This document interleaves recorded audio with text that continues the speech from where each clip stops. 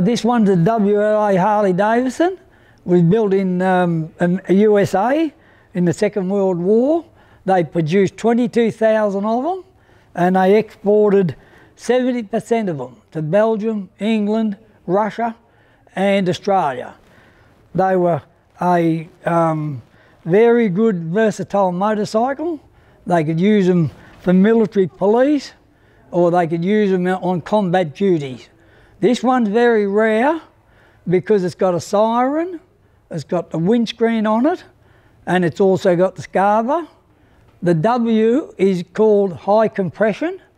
In 76 years ago, that would have been high compression.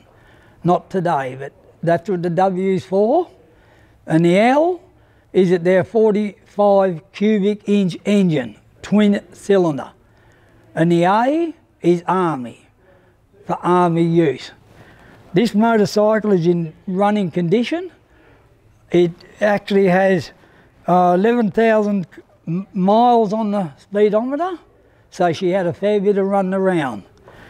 It is fully restored without any painting. It's still all original paint on it. I've cleaned everything up.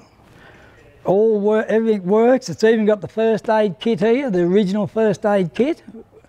And around this other side, it has the blackout light, which is very rare.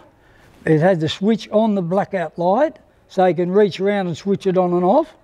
And it's got a mat container, so when they went into areas they didn't know, they had a mat rolled up inside there, a waterproof container. And the scarver here was on them with a blackout light here on the headlight, so they could see. Around this other part here, the panner bags on the back, they carried their food, and they also carried first aid gear in case they needed help with wounded soldiers. They had two lights on the back.